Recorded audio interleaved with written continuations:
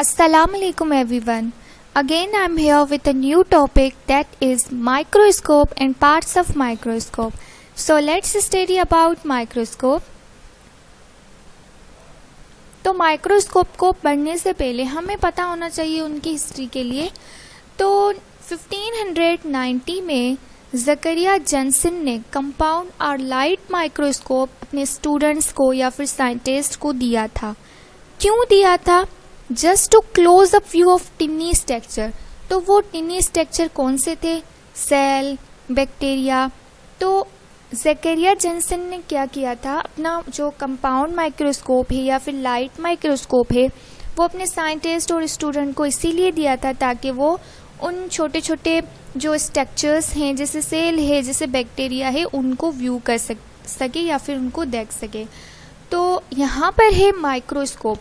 Microscope, micro means small और micro का जो वर्ड है वो लैटिन वर्ड से लिया गया है और स्कोप का जो वर्ड है वो ग्रीक वर्ड से लिया गया है, that means to look at. Microscope is an instrument through which we can see those microorganisms which cannot see with our naked eye.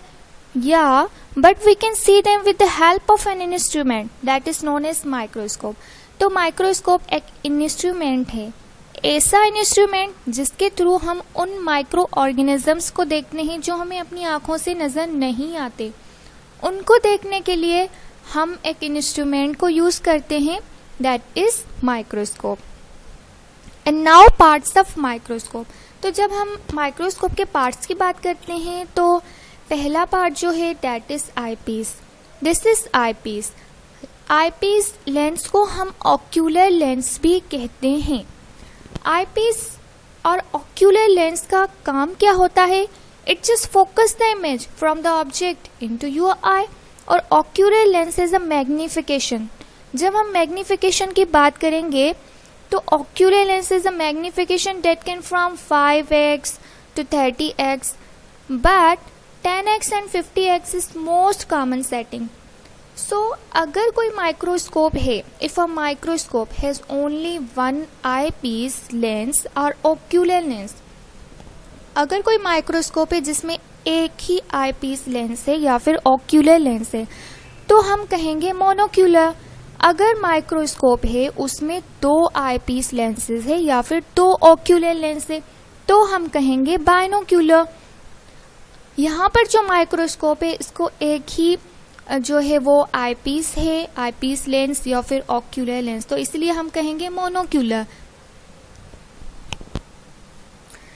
Eyepiece के बाद जो है वो second part that is barrel. This is barrel. अब barrel का काम क्या होता है? It just connect the eyepiece lens to the objective lens. अब ये आईपीस लेंस है, ये ऑब्जेक्टिव लेंसेज हैं, ये सारे, ये 4 हैं ऑब्जेक्टिव लेंसेज। ये ऑब्जेक्टिव लेंस और ये आईपीस दोनों को कनेक्ट करने का काम कौन करता है? That is barrel and this is barrel. So it just connect the eyepiece to the objective lens. अब बैरल के बाद जो है वो आता है आर्म। आर्म का काम क्या होता है? It connect eyepiece tube to the base. अब ये आप आईपीस जो है लेंसेज या फिर आईपीस ट्यूब जो इसमें लगे होते हैं उनको कनेक्ट करता है बेस के साथ। ये बेस हो गया। ये किसका काम होता है? ये काम होता है आर्म का। And this is a part you should hold when transporting a microscope. तो जब आप माइक्रोस्कोप को ट्रांसपोर्ट करते हैं एक जगह से दूसरी जगह पर, उस वक्त भी जो पार्ट काम आता है दैट इज आर्म। तो आर्म से उठाकर आप माइक्रोस्कोप को एक जगह से दूसरी जगह पर रख सकते हो। उसके बाद आते हैं objective lenses and these are objective lenses. Objective lenses का काम क्या होता है? It just magnify the specimen view and objective lenses are mark to indicate their degree of magnification. तो 4 तरह की जो है, अगर डिग्री ऑफ मैग्निफिकेशन इसकी देखें तो 4 तरह की ऑब्जेक्टिव लेंसेज होती हैं। एक होती है low power, that is 4x। दूसरी होती है medium power, that is 10x। तीसरी होती है high power, that is 40x। और जो चौथी होती है वो होती है highest power, that is 100x, जिसको हम ऑयल इमर्शन लेंस भी कहते हैं। ऑब्जेक्टिव लेंस के बाद आता है स्टेज। स्टेज का काम क्या होता है? It is a platform. किस चीज के लिए प्लेटफॉर्म है? For the slide, so which hold the specimen. तो ऐसा प्लेटफॉर्म जो स्लाइड को कस के रखता है ताकि हम अपने स्पेसिमेन को होल्ड कर सके, उसको हम कहते हैं स्टेज। स्टेज में स्टेज क्लिप्स लगी होती हैं। स्टेज क्लिप्स का काम ये होता है कि जो स्लाइड होती है, ये स्टेज क्लिप्स है, ये स्टेज क्लिप्स क्या करती हैं? स्लाइड को होल्ड करने का काम करती हैं ताकि स्लाइड जो है वो लेफ्ट राइट जो है उसकी मूवमेंट ना हो। और यहाँ पर ये जो ऑब्जेक्टिव लेंस है, यहाँ पर होता है एक पार्ट होता है माइक्रोस्कोप का जिसको हम कहते हैं नोज पीस। तो नोज पीस बेसिकली क्या करता है? इसका काम ये होता है कि ये रोटेट होता है। अब जब जो माइक्रोस्कोप यूज़र होते हैं वो इसको रोटेट करते हैं। क्यों करते हैं? ताकि वो अपना वो मैग्नीफाइंग पावर जो है, मैग्नीफिकेशन पावर को एडजस्ट कर सकें। इफ़ सपोज मुझे यूज़ करना है 100x का लेंस, तो यहाँ पर मैं रोटेट करूँगी, नोज पीस को मैं रोटेट करूँगी। रोटेट करने के बाद में वो मैग्नीफिकेशन पावर एडजस्ट करूँगी जो मुझे चाहिए। तो नोज पीस का यही काम होता है कि एक तो हम इसकी मदद से अपने मैग्नीफिकेशन पावर को रोटेट कर सकते हैं, दूसरा ये काम होता है कि मैग्नीफिकेशन पावर को एडजस्ट कर सकते हैं जो हमें चाहिए।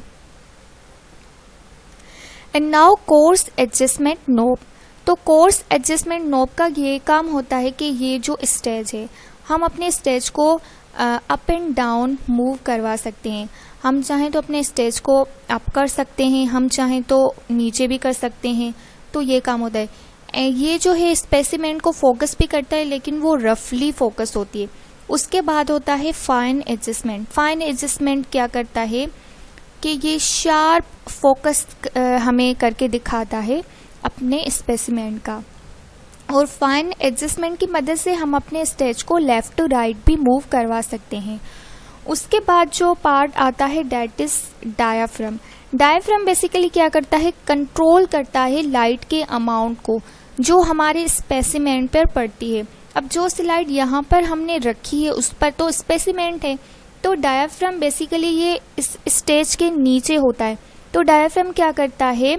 जो हमारे स्पेसिमेन पर लाइट पड़ रही है उसको कंट्रोल करता है।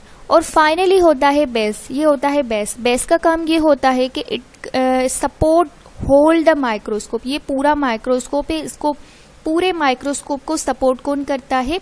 That is base. So this was all about microscope and parts of microscope. Thank you so much guys for watching my video. Hope you like my video.